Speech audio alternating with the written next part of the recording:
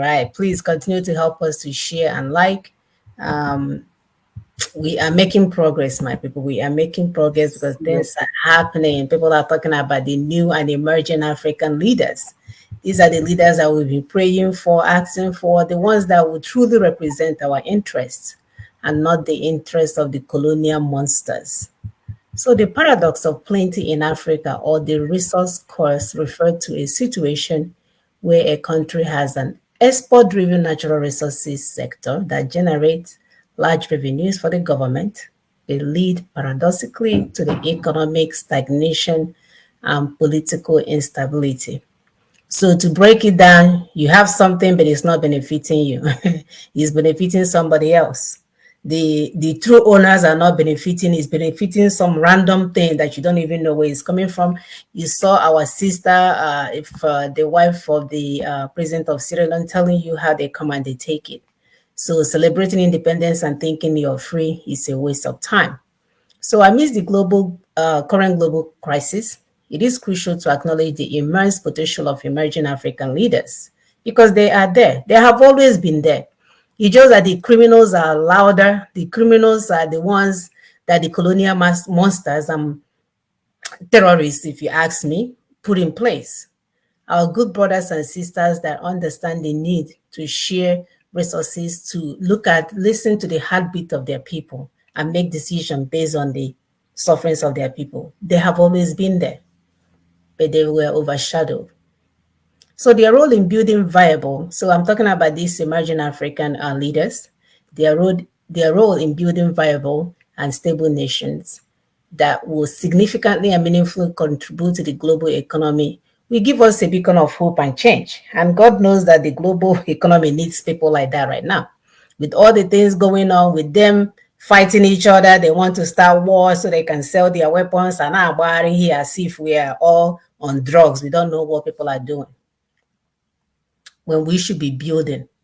It's time for Africa to develop and they want to start war. So these are our new leaders that we are talking about. They will not only recognize the setbacks of the transatlantic slave trade, colonialism, and neocolonialism on Africans, but they will join us in the current push by the indigenous ethnic nationalities, such as the one we are promoting, to end this imposed colonial imperial systems and structures in Africa. So today we'll explore some significant changes and or challenges and analyze the traits and characteristics of upcoming leaders. We'll have plenty of them to give you so that you can begin to look for them. So they will not deceive us with their fluent use of English. They know how to speak. The criminals, they know how to speak. That's how they become people. That's why they trick people and take things that doesn't belong to them, because they can speak.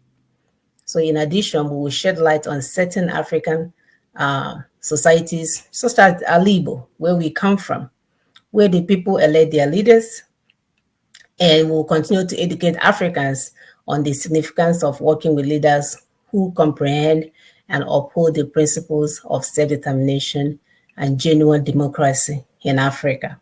Not the one that a movie star from America will come and get paid to tell you on TV, go and vote in election, Nigerian election. They will come and dance for you and do all these things. And your president will be incontinent, mean peeing on himself, and yet they are being pushed to represent you. After they've done the 3 interviews in the Chatham House, they go and get visits. If you get another call, that means you're a potential person. That's why you guys saw Peter be driving there with a taxi driver that he was promoting. So they will go there for their first interview because the damn place belongs to them. So you can't just show up from any place and want to be the president. No, they have to allow you to even participate. So you go for multiple interviews. If you get up to the 3rd interview, you're likely to be a candidate. So we know the games that they've been playing, and it's up to you, the citizens, to know as well. So we'll continue with the rest of our show while my sister adds continue to help us to share and like. Continue to help us to share, like, please. Yes, you're part of this work, like we keep reminding you, so that you understand your place. Even if you don't understand yet, the details, the basic is very clear. The land of your ancestors belong to you.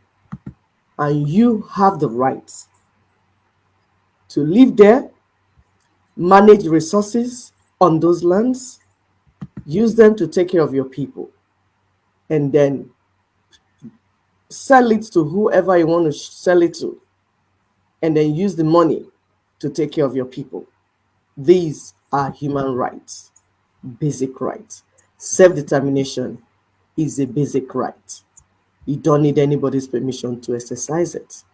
So if you don't understand anything that we've been saying, understand that your power belongs to you. Sovereignty is tied to your land, and it's not only in Africa, it's all over the world.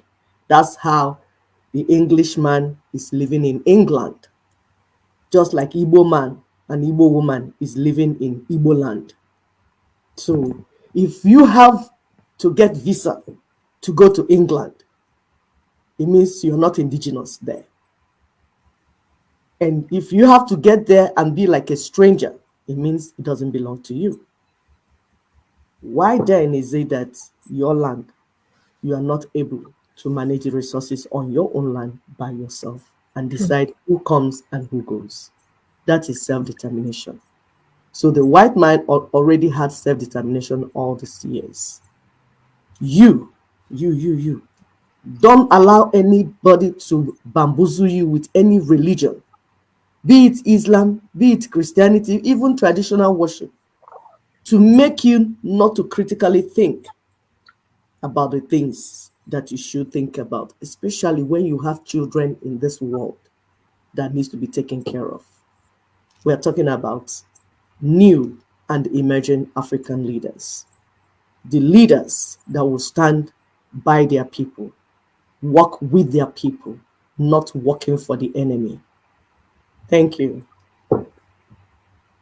Thank you, sister. Yes, the new and emerging African leaders, like we said, they have always been there. We need to allow them to rise and take their rightful position. These people running the world, you guys can see they don't know what they're doing. All they're doing is causing conflict every chance they get. All they do is creating war and trying to get everybody else to get involved so they can make more money, because the ones that they took for 500 years is not enough for them. So it's about time for